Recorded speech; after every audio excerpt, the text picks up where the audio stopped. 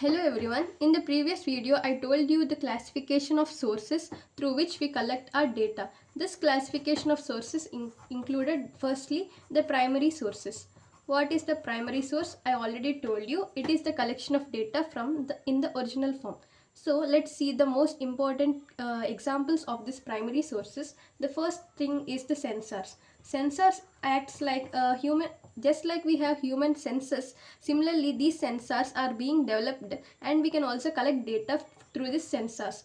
This data, since this data is being collected in its original form, these are a part of primary sources. And the second type is collection of data through IoT devices. These also provide data in its original form. And the third one is through devices. What are devices? So as I told you before, we collect data through wristbands or rings. These don't just act for fashion, these are also meant to collect data. So this is the collection of data in its original form. So these are the main examples of collection of data from primary sources. As a data scientist, we don't actually collect data. Our main work is not just to meant for a collection of data.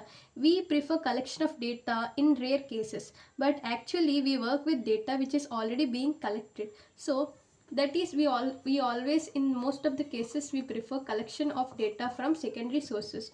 This data is already being collected and we actually clean the data or pre-process and use this data to feed our model.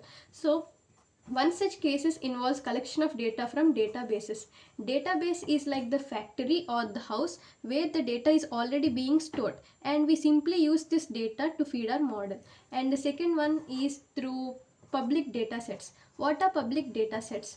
Just I told you before, in online websites, many datasets are being posted. We can simply download them and use them to feed our model. And the third one is through API calls.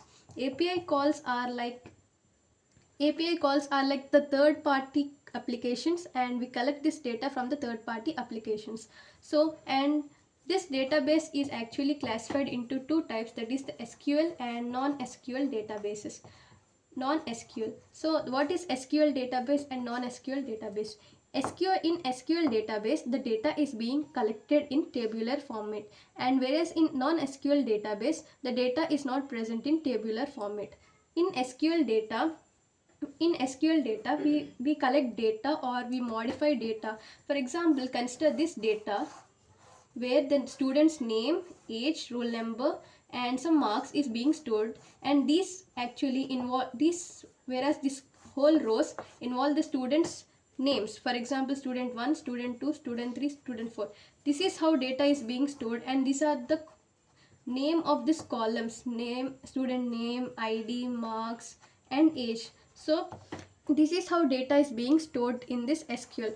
To modify this data or to use this data, we use languages like we use SQL languages like MySQL, and there are also other languages we used for this data. And whereas for non-SQL, we may use languages like MongoDB. Non-SQL database involves MongoDB, etc. Thank you.